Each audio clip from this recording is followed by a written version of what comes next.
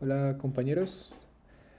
Eh, a mí, Valentín, en conjunto con Raúl, nos tocó desarrollar el penúltimo capítulo del libro, el capítulo 18, el cual aborda los tópicos de la hidrodinámica de macromoléculas. Bueno, entonces, primero definir que bueno, la hidrodinámica de macromoléculas es una ciencia que estudia el movimiento e interacciones de partículas en determinados fluidos, bueno, partículas de macromoléculas o moléculas en determinados fluidos en presencia o en ausencia de fuerzas externas como fuerzas centrífugas y campos eléctricos como por ejemplo campos eléctricos que, que uno utiliza al momento de realizar por ejemplo ensayos de electroforesis. Bueno, entonces, ¿en qué escenario estamos? Estamos en un escenario en donde tenemos a una molécula que se encuentra en un determinado fluido, la cual viaja en una determinada dirección. Aquí representado por esta flecha azul, que tenemos el movimiento de esta partícula, la cual va a estar a la vez sujeta a determinadas fuerzas que van a ser contrarias, de dirección contraria a la dirección de movimiento de dicha partícula en el fluido.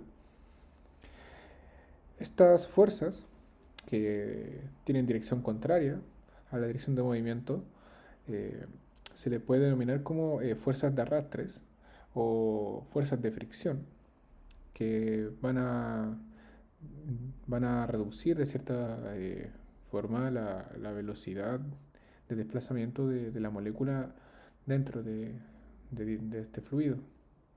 Ahora, este fluido en términos físicos puede ser cualquier tipo de, bueno, de fluido, en el sentido de que puede ser, podemos tener un sistema aquí que el fluido es aire o que el fluido es agua o incluso plasma, pero a lo que a nosotros nos importa en cuanto a los sistemas biológicos, tenemos en consideración únicamente en esta sección el desarrollo de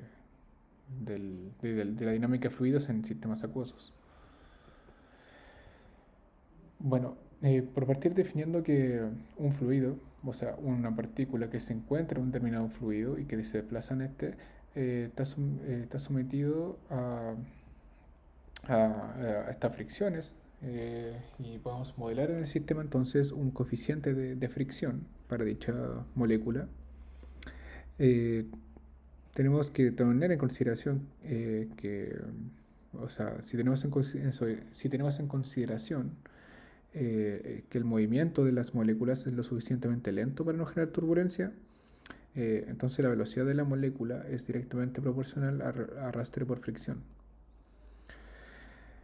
Esta constante que tenemos aquí, representada con la letra F, corresponde entonces a la constante de fricción, que va a ser igual a 6 por pi por n por r sub s, donde esta n corresponde a la viscosidad del fluido. Esto es la ecuación que representa el coeficiente de fricción para el desplazamiento de una molécula dentro de un fluido. Por otro lado, también podemos obtener otro coeficiente de fricción, el cual corresponde al coeficiente de fricción rotacional, eh, que, bueno, comprende a, a la fricción que puede estar sometida una partícula en cuanto a sus rotaciones dentro del fluido. Aquí que va a ser igual a bueno, el coeficiente de fricción rotacional va a ser igual a 6 por n partido, o sea, multiplicado por v, donde v, bueno, n es la viscosidad y v corresponde al volumen de dicha molécula, en donde por temas de simplificación de modelo consideramos aquí al volumen de una esfera, en donde bueno, el volumen, en este caso la fórmula, va a corresponder a 4 tercios por pi por r sub s al cubo. R sub s corresponde al radio de, de la esfera. Entonces, eh, dado que tenemos eh, eh, dado que definimos un valor de coeficiente de fricción para una, para una molécula, particularmente para una molécula que tiene una forma esférica, eh, resulta que esto no puedes tener grandes generalizaciones, dado que los sistemas biológicos biológicos con los que trabajamos, las macromoléculas, que la que trabajamos, por ejemplo las proteínas, no son necesariamente esféricas, eh, por lo que eh, determinar el volumen de proteínas es algo que es, bueno, virtualmente imposible. Pero sin embargo lo que sí se puede hacer es que se puede determinar lo que es llamado el volumen parcial específico de un soluto, que aquí se representa como, bueno, como V2. Y bueno, ¿qué es este término? ¿Qué es el volumen parcial específico de un soluto? En termodinámica se define como el volumen específico de un soluto, como el cambio de volumen en la disolución que tenemos al agregar de forma incremental un una pequeña cantidad de este soluto, bueno, a dicha disolución. Dicho pequeño cambio va a corresponder al volumen parcial específico. En términos prácticos, se define el volumen total de una disolución como una función de la concentración en masa del soluto, lo cual lo podemos denotar como G a esta concentración másica. Por lo que podemos definir términos de ecuación al volumen parcial específico como como las pequeñas variaciones del volumen total partido en las pequeñas variaciones de la concentración del soluto. Es entonces, bueno, se menciona en el libro que si extrapolamos esto en un gráfico, la recta hacia el valor de volumen total igual a cero, podemos eliminar el efecto de interacción entre macromoléculas. Ok, podemos entonces, habiendo ya definido el volumen específico parcial de un soluto, podemos hablar qué ocurre cuando nuestro soluto es una proteína. Eh, en términos prácticos, si queremos determinar el volumen específico parcial de una proteína, esto es poco práctico, dado que tendremos que agregar, bueno, de forma constante eh, eh, diferentes concentraciones o ir agregando de a poco el soluto para ir calculando el término V2 o el volumen específico parcial. Eh, con lo que, dado que esto es engorroso, lo que sí se puede hacer es conocer la composición aminoacídica de la proteína. ¿Por qué esto es más práctico? Tiene que ver con el hecho de que, bueno, que los volúmenes parciales específicos de cada aminoácido que puede comprender una proteína ya fueron previamente estimados. Con lo que para estimar el volumen parcial específico de una proteína, únicamente se procede a sumar todos los valores de volumen específico parcial específico de cada aminoácido que conforma dicha proteína. Con lo que tenemos que los volúmenes parciales específicos para las proteínas varían desde 0.69 hasta 0.76 centímetros cuadrados por concentración de masa del soluto. Cuando tenemos que desconocemos cuál es la composición aminoacídica de la proteína, se elige un valor estándar que corresponde a 0.73 centímetros cuadrados por la concentración básica del soluto. Por otro lado, para una molécula de ADN, por partir las moléculas de ADN son más densas que la molécula, que las proteínas. Y además tenemos que los valores de volumen específico parcial son más sensibles a los cambios de temperatura y de solvente. En particular, eh, los, bueno, el volumen específico parcial es más sensible al contraión que, que interactúa con, en este caso con el ADN. Bueno, ¿qué es el contraión? Si tenemos, por ejemplo, que el ADN en condiciones fisiológicas posee una carga neta negativa. eh, para estabilizar la carga negativa en condiciones fisiológicas.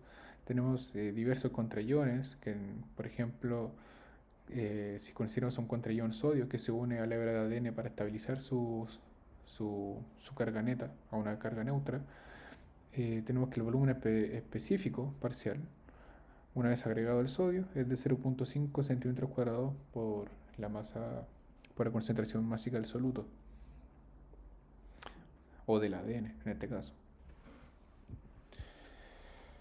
Bueno, eh, dado que el volumen específico parcial de un soluto, V2, es calculado teniendo en cuenta el peso de la molécula, entonces se puede definir el, el valor de V2 como la siguiente expresión, que tenemos que el peso de la molécula expresado en concentración másica eh, puede ser igual al peso molecular de dicha molécula dividido en el número de Avogadro y esto multiplicado por, el, por V2. Eh, bueno, sin embargo, esta formulación de relación entre la masa del soluto y el volumen parcial específico de este soluto no considera a la capa de solvatación o a la denominada esfera de hidratación que rodea a la molécula.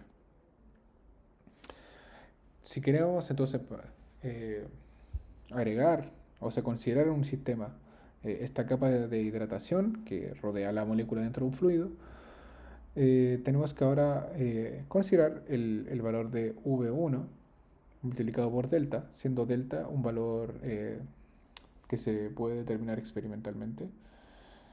Y bueno, V1 consiste ahora en el volumen de hidratación. Eh, Perdón, esta expresión en completo corresponde al volumen de hidratación, en donde V1 consiste en el volumen específico del solvente.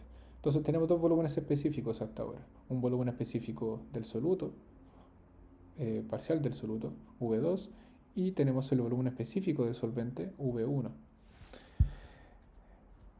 De esta forma tenemos que el volumen hidratado ahora de una molécula de nuestro soluto corresponde ahora a la siguiente expresión, en donde tenemos que el volumen hidratado va a ser igual al peso molecular de la molécula partido en el número de Avogadro multiplicado por el volumen eh, parcial específico del soluto sumado al el volumen de hidratación. Bueno, hasta ahora hemos tratado el, el desarrollo de, de los volúmenes específicos parciales de un soluto, considerando que la forma de dicho soluto es una esfera. Sin embargo, como ya sabemos, eh, las moléculas, sobre todo las proteínas, no poseen una forma esférica. Con ello, en realidad, las proteínas poseen unas proteínas, o sea, unas conformaciones más irregulares y rígidas. Eh, bueno, sin embargo, tenemos que, a pesar de que la naturaleza, las formas de las proteínas no son esféricas, eh, tratar a una molécula como esfera es lo más matemáticamente conveniente eh, que, que se puede realizar. Con lo que eh, podemos conocer, por ejemplo, el radio de, de solvatación o el radio de la esfera, eh, que va a corresponder al radio de la partícula, cual corresponde a RS, y este lo podemos incorporar dentro de la expresión para establecer el coeficiente de fricción de la molécula. Ahora este coeficiente de fricción de la molécula, eh, recordemos que es el coeficiente de fricción traslacional, o sea, de traslación. Eh, bueno, entonces tenemos eh, que si ya bien podemos tener calculado los volúmenes parciales específicos de una esfera, existen otros tipos de formas, como tenemos en realidad unas formas elipsoides, que las cuales van a corresponder a una forma elipsoide oblato y una forma elipsoide prolato, la cual difiere bueno, en la forma, digamos, en los radios que se proyectan a lo largo de estas formas elipsoides.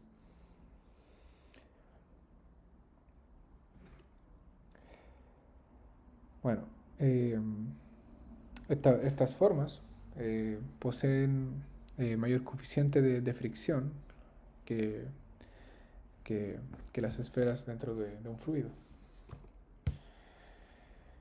Bueno, eh, si queremos entonces, aquí tenemos, o sea, si queremos calcular los ratios entre el coeficiente de fricción asociado a distintas formas que pueden existir, eh, esto lo podemos tabular de la siguiente forma, con lo que si tenemos una forma elipsoidal tipo prolato y una forma elipsoidal tipo oblato,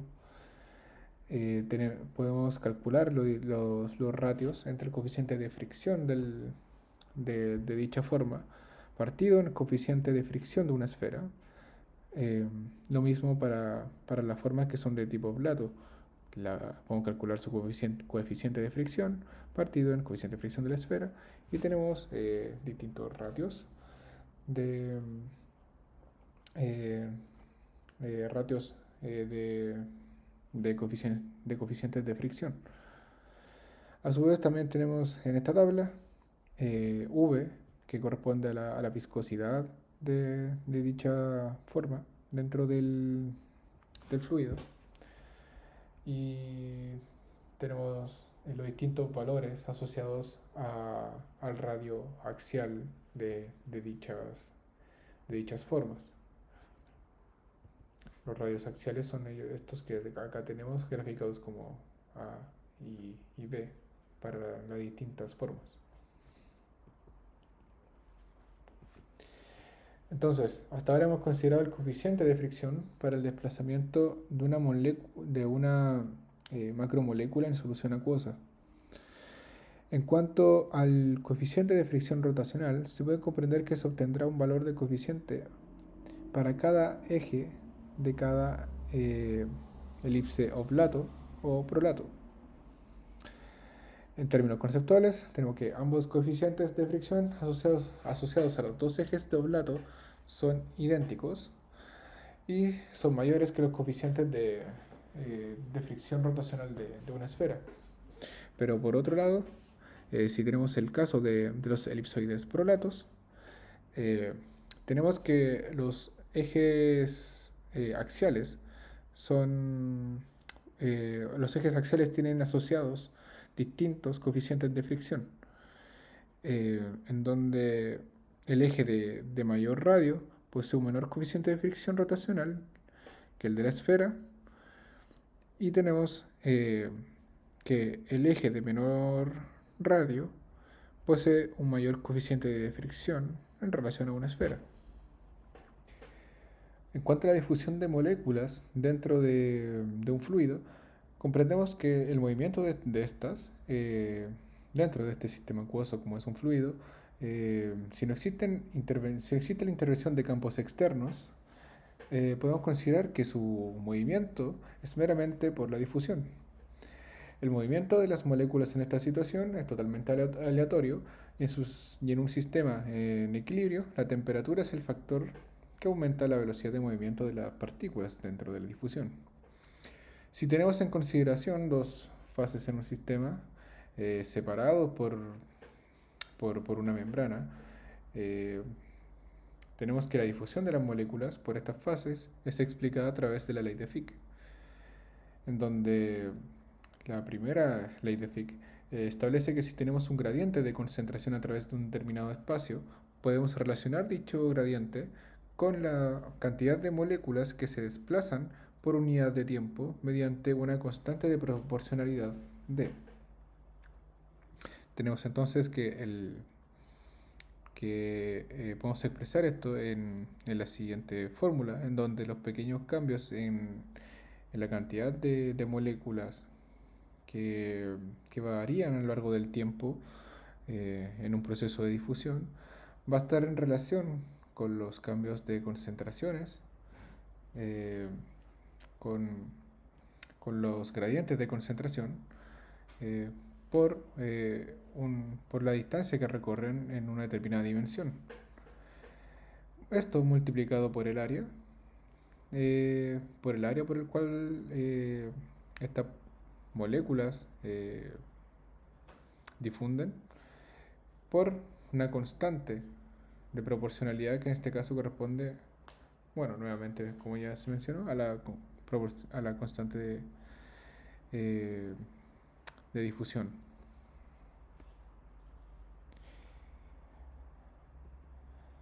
Tenemos entonces que, bueno, esta primera ley es totalmente intuitiva, dado que a medida que aumentamos el gradiente de concentración, mayor es la cantidad de moléculas que se plazan por unidad de tiempo, es decir, bueno, su velocidad. Sin embargo, tenemos una segunda ley, la cual no necesariamente es tan intuitiva, pero sí es más práctica.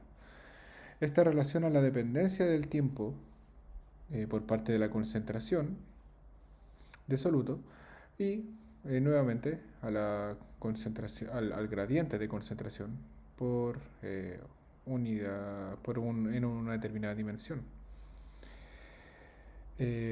Bueno, esto es más práctico, dado que en términos de laboratorio nosotros trabajamos principalmente con unidad de concentración y no directamente con la cantidad de moléculas con las cuales estamos trabajando. Por lo que la segunda ley de Fick eh, es expresada de esta forma, en donde nuevamente tenemos la dependencia de esta constante de proporcionalidad que es la constante de difusión. A la izquierda tenemos los cambios de concentraciones por unidad de tiempo, que va a ser directamente proporcional a los cambios de gradiente de concentración por, por la distancia que recorran, un soluto en un fluido. Eh, entonces tenemos que la difusión de las partículas pueden ser evaluadas de forma experimental a través de la formulación de la segunda ley de Fick. Y podemos entonces estimar el coeficiente de difusión D a través de la expresión que ya hemos mencionado. Aquí a la derecha tenemos un gráfico con datos experimentales que habla de la difusión, del progreso de la difusión eh, de, de, de- de un determinado soluto a través de un fluido que traspasa una membrana. Tenemos entonces un tiempo inicial en donde tenemos que, no, a una, que, en una, que el soluto no recorre ninguna distancia con x igual a 0. Luego tenemos un tiempo uno, en donde tenemos que la concentración inicial que está en una determinada, en la primera fase, previo traspasar la membrana separadora de fases, va a ir disminuyendo la concentración en un lado de la membrana hasta ir alcanzando un nivel aproximado a cero, dado que la mayor parte de las partículas ahora se encontrarán en la segunda fase. Y así sucede bien sucesivamente al aumentar, o sea, al traspaso del tiempo. Este es el gráfico de la distancia en relación a la concentración, que es la, el término que tenemos aquí a la izquierda de la ecuación de la ley de Fick. Mientras el gráfico a la derecha tenemos nuevamente la distancia, pero ahora tenemos el gradiente de concentración que se encuentra en función de la distancia, que es el componente de la ley de Fick que tenemos a la derecha. Bueno, estos experimentos eh, para macromoléculas pueden llegar a tomar varios días en razón del tamaño de las macromoléculas. Mientras mayores son las macromoléculas, estas más tiempo van a tomar en traspasar las, las fases las membranas. Bueno, sumado a lo anterior, tenemos que los experimentos de difusión poseen otras dificultades, además de que son experimentos lentos, considerando el tamaño de la macromolécula. Como por ejemplo, tenemos que debe ocurrir una estabilización de carga de las macromoléculas, dado que los efectos de carga pueden provocar gradientes electrostáticos, al igual que debemos, en términos experimentales, poder controlar el efecto de la temperatura para no generar gradientes termales. La idea es que el movimiento de, de las moléculas sea meramente por la difusión más que por eh, otros efectos que podemos controlar. Bueno, actualmente los estudios de difusión son llevados a cabo mediante centrífugas analíticas con membranas sintéticas. Y bueno, aquí abajo a la derecha se ejemplifica eh, la típica centrífuga que se ocupa para disponer, bueno, para realizar estos ensayos de difusión. Por otro lado, tenemos que experimentalmente se han demostrado eh, distintos valores de coeficiente de difusión para diversos tipos de solutos. Tenemos que, por ejemplo, si tenemos diversos solutos como sucrosa, ribonucleasa, lisosima, DNA, colágeno, miosina, etcétera, tenemos que sus coeficientes de difusión van variando en función de su peso molecular. Podemos ver que al aumentar el peso molecular de la macromolécula en cuestión, tenemos que el coeficiente de difusión va a ir disminuyendo. Esto tiene sentido en el hecho de que que macromoléculas que sean más grandes, más tiempo van a tomar estas en traspasar una membrana para pasar a una segunda fase.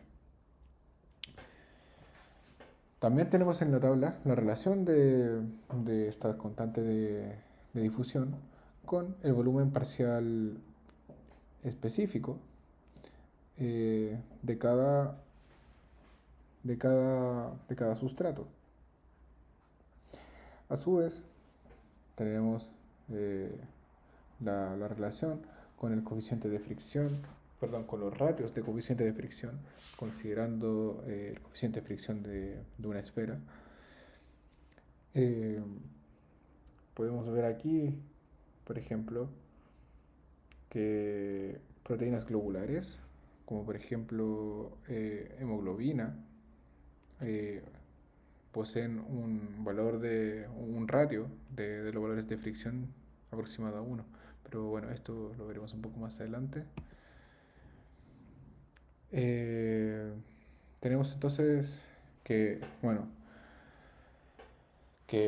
cálculos complejos hidrodinámicos que se han calculado previamente establecen que la constante de difusión puede ser expresada de la siguiente forma, donde tenemos que la constante de difusión eh, va a ser igual a la constante de Boltzmann multiplicado por la temperatura, eso partido en el coeficiente de fricción de traslación. De esta forma tenemos que el coeficiente de fricción de traslación puede ser calculado de forma directa desde la constante de difusión D, en lugar del planteamiento que se había hecho en la sección anterior. Tenemos que si se asume que la molécula corresponde a una esfera, volvemos a la sección anterior, en donde definimos que la constante de fricción para una esfera va a ser igual a 6 por pi, por la viscosidad, por el radio de la esfera. Al considerar esta fórmula para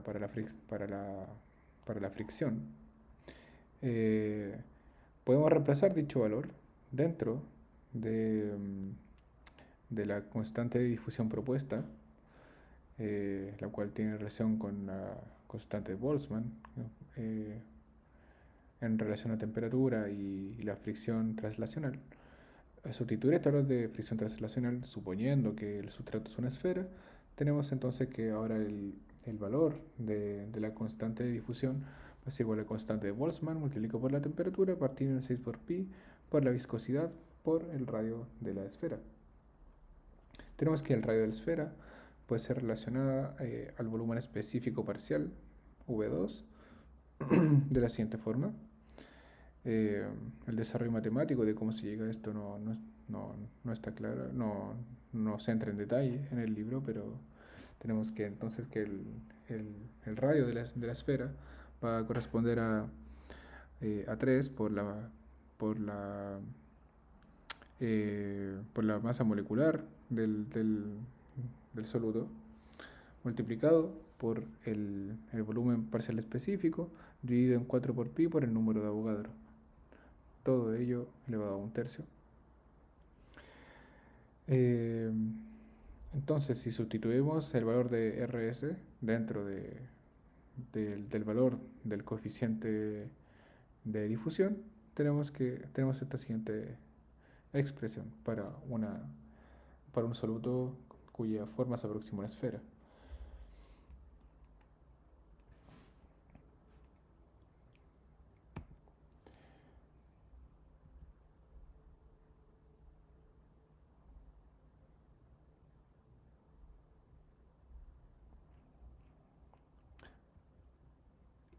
Bueno, y volviendo a la tabla, eh, podemos entender que, bueno, esta determinación del coeficiente esta determinación del coeficiente de determinación en función del volumen específico parcial eh, es súper relevante, dado que podemos calcular dicho volumen eh, en función de únicamente conociendo la constante de difusión. Es por ello que conocer la constante de difusión podemos llegar a conocer de,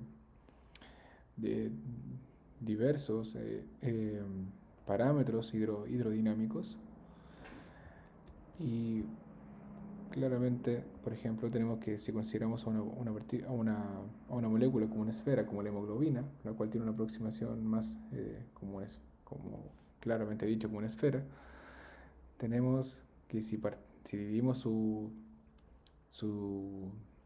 coeficiente de fricción por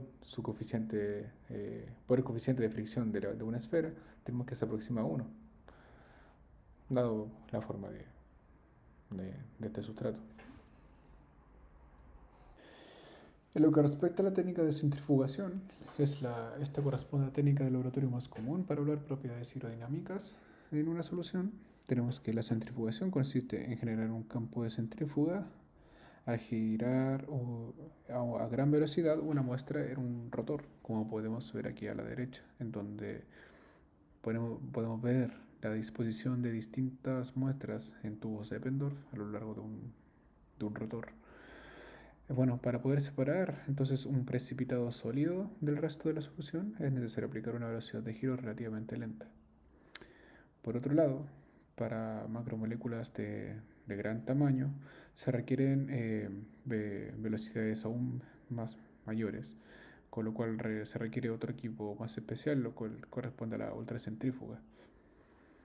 Aquí la expresión de acá abajo tenemos lo que corresponde a la fuerza de centrífuga ejercida en una partícula de masa m, donde m corresponde a la masa de la partícula, el valor de phi al cuadrado corresponde a la velocidad eh, angular del rotor en radianes, y r minúscula corresponde a la distancia de la partícula con respecto al rotor. El movimiento hacia afuera por parte de las partículas de solvente se pondrá entonces a la fuerza de flotación de la molécula. Esto es decir, la masa de solvente desplazada por la macromolécula en la medida en que ésta se desplaza por la solución. ¿Qué es esta fuerza de flote? Bueno, esta fuerza de flote va a equivaler a phi al cuadrado por r por m, donde esta m ya no es la masa de la partícula, sino que corresponde a la masa de la solución desplazada. Dicha masa, corresponde a m, que corresponde a la masa de la partícula, multiplicado por la velocidad, por el volumen parcial específico, multiplicado por la densidad del solvente. Tenemos que la fuerza neta de la partícula entonces va a corresponder a la diferencia entre estos dos factores, que podemos incorporar aquí en la ecuación de aquí abajo. Tenemos que la fuerza de fricción resultante de la interacción entre las partículas en la centrífuga con una velocidad relativa v va a corresponder a una fricción v, o una constante de fricción v. Cuando una partícula se mueve en un campo de centrífuga en una celda cerrada, tenemos que la fuerza neta va a corresponder a cero. De tal forma, la fuerza centrífuga de la partícula es balanceada por la fuerza de fricción y la fuerza de flotación. Y esta relación se expresa en la siguiente fórmula, en donde el coeficiente de fricción a una determinada velocidad relativa va a ser igual a phi al cuadrado por eh, la distancia de la partícula con respecto al rotor, que es el término r, multiplicado por m, multiplicado por 1 menos el volumen parcial específico de la molécula por la densidad del solvente. Tenemos en este caso entonces que la velocidad de la partícula en el campo va a corresponder a phi al cuadrado por r por la masa de la partícula, multiplicado por 1 menos el volumen parcial específico por la densidad del solvente, todo ello partido en la fricción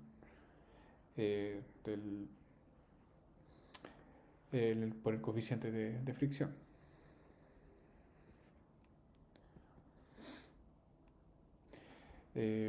Como es de esperar, mientras más masiva sea la molécula, más rápida esta se va a sedimentar, va a tener una mayor velocidad de sedimentación al aumentar el numerador.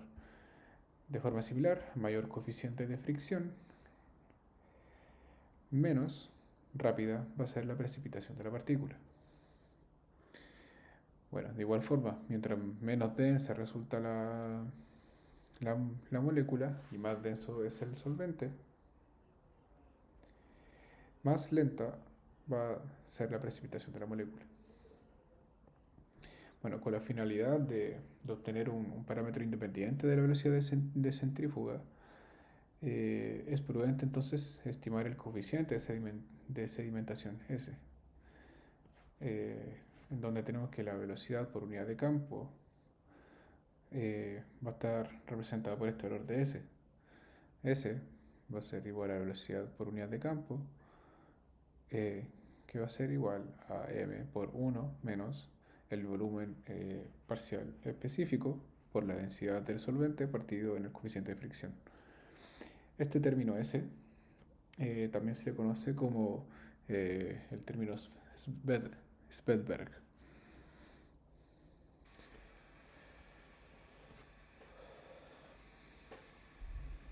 Bueno, antes de seguir con la discusión en torno al coeficiente de sedimentación, vale la pena tomar en cuenta ciertos elementos comunes en torno al instrumento de la ultracentrífuga. Bueno, primero mencionar que el rotor del instrumento gira a una velocidad de 50.000 revoluciones por minuto, o RPM, con fuerzas mayores a 600.000 veces la fuerza de gravedad, por lo que el rotor debe ser mecánicamente estable y cuidadosamente balanceado. En cuanto a las celdas contenedoras de la muestra, bueno, en la centrífuga común de laboratorios corresponderían a los tubos Eppendorf. Este debe ser diseñado de tal forma que las propiedades ópticas de la solución sean evaluadas, como por ejemplo mediante la aplicabilidad de luz ultravioleta. Tenemos entonces aquí eh, a la derecha una representación esquemática de una celda que se encuentra en una centrífuga, en una ultracentrífuga. Tenemos que, bueno, las celdas que contienen a la solución, a la muestra, corresponde a una pieza central que posee dos caras o ventanas de cuarzo o zafiro. Eh, Esto para que al momento de evaluar, por ejemplo, mediante análisis de espectroscopía, la absorbancia de una muestra, estos materiales cuarzo o zafiro no intervienen en la medida de absorbancia. Tenemos que, bueno, ambas ventanas de, de, de tenemos que, bueno, ambas, si tenemos las ventanas dispuestas en el equipo, en la ultracentrífuga, tenemos que dos celdas, bueno, son definidas. Una se llena con la solución de interés y la otra es llenada por el solvente. Tenemos que la ultracentrífuga se encuentra equipada por un sistema óptico que es capaz de medir la absorbancia de la luz a una distancia r desde el centro de rotación. Cuando la celda se hace girar, se forma una interfaz o capa entre el fluido en cada celda y una burbuja de aire. Eh, bueno, aquí a la derecha tenemos nuevamente la representación gráfica, donde tenemos el fondo de la solución, perdón, el fondo de la celda, el cual va a contener al soluto, a la macromolécula, a medida que la ultracentrífuga comience a funcionar y el eje de comience a rodar la celda alrededor del eje de rotación. Y tenemos que bueno, va a quedar el soluto aquí más a la pared o hacia el fondo de la celda. Tenemos una solución, tenemos aquí el límite que está definido por esta pequeña línea delgada, que es el límite el de borde o de interfaz entre la solución líquida del solvente y el soluto. Bueno, sí,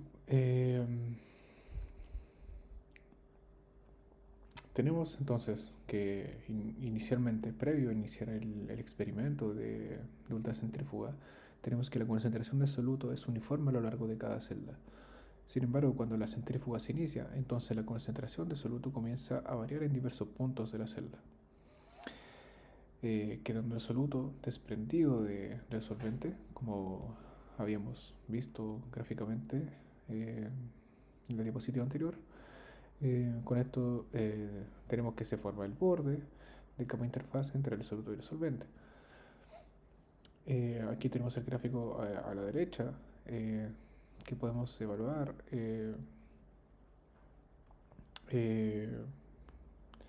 la concentración de la macromolécula en términos de absorbancia en relación a la distancia que se encuentre el soluto desde el centro del rotor. Tenemos claro, que a medida que nos vamos alejando desde el centro del rotor, desde los 6 centímetros a los 7.2 centímetros, vemos que los niveles de absorbancia van a ir aumentando. Y esto es debido a que, nuevamente, a que la concentración del soluto, o sea, la concentración no va a ser uniforme en la celda, y tenemos que el soluto se va a distribuir hacia el fondo de la celda, eh, como habíamos evaluado aquí, con lo que la absorbancia máxima van a estar en los valores más lejanos, eh, más lejanos del, del rotor, del centro del rotor. Tenemos entonces que si ocurre una significativa amplitud del borde de fase durante el experimento, tenemos que la constante de difusión puede ser calculada a través del análisis de la forma del borde como una función del tiempo. Dado que la difusión es relativamente baja para macromoléculas grandes, como se había mencionado en las secciones anteriores, tenemos que las constantes de difusión son calculadas de forma independiente por un largo periodo de tiempo.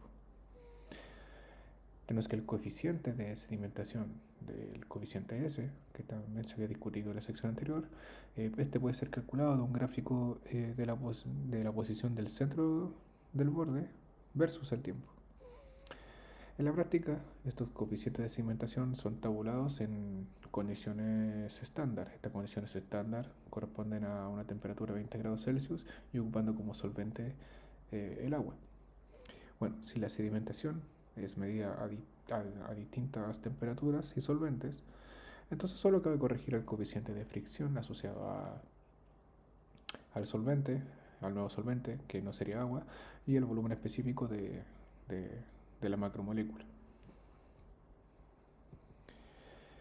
Entonces, si tenemos, si consideramos que el coeficiente de fricción depende únicamente de la viscosidad del fluido, entonces podemos definir que podemos definir que el coeficiente de sedimentación estándar a 20 grados Celsius, ocupando como solvente agua, va a ser igual a la siguiente expresión, en donde va a ser una función que va a depender de la viscosidad a determinadas temperaturas, partido de la viscosidad estándar a 20 grados Celsius en relación a la molécula de agua, multiplicado por el cociente de 1 menos el volumen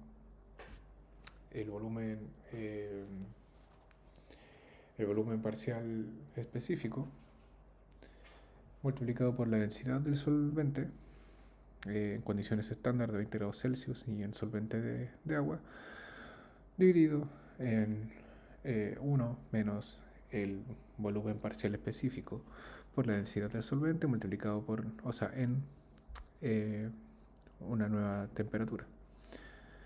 Bueno, para realizar esta conversión tenemos que la densidad y viscosidad del solvente usado para el experimento de sedimentación deben ser conocidos.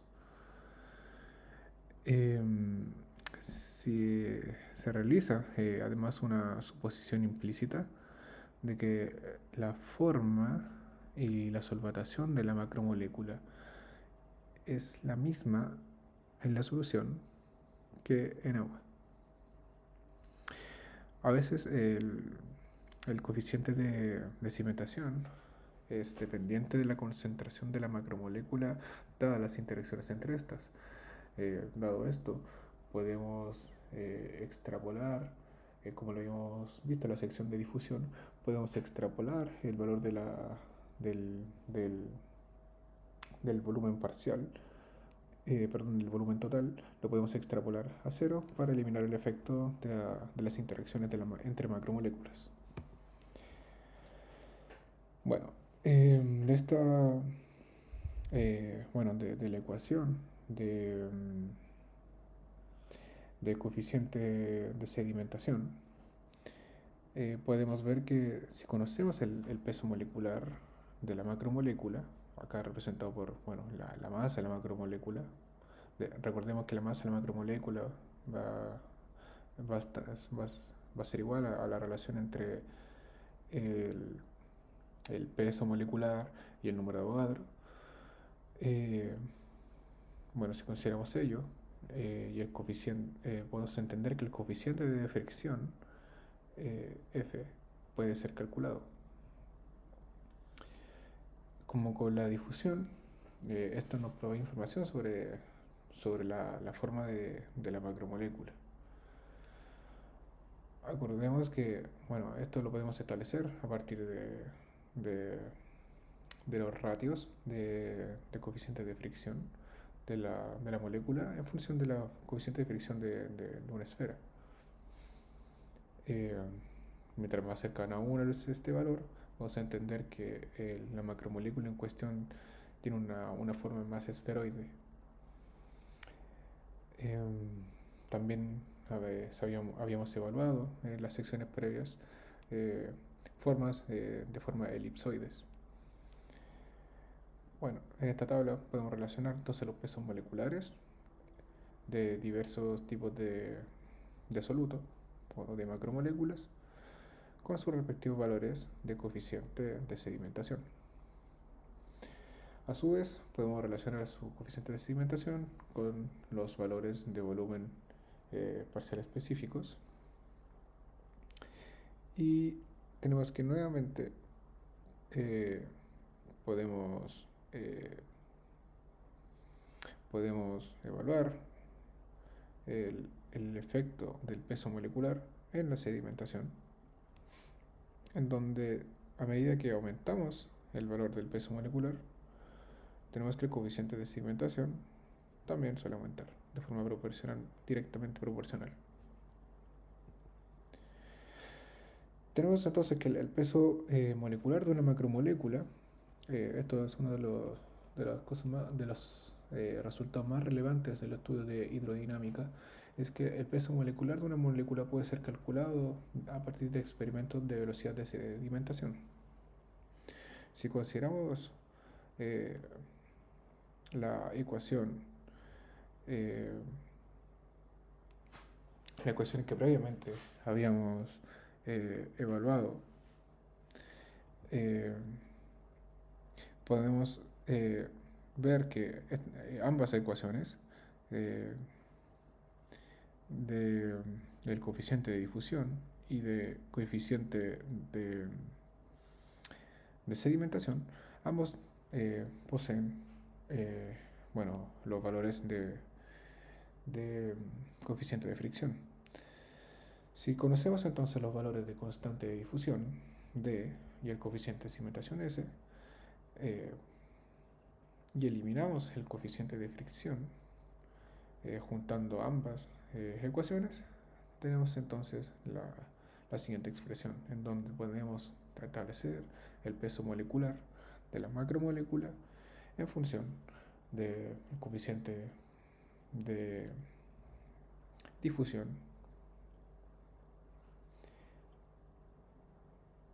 y el volumen el volumen parcial específico con una determinada, obviamente conociendo la temperatura del sistema.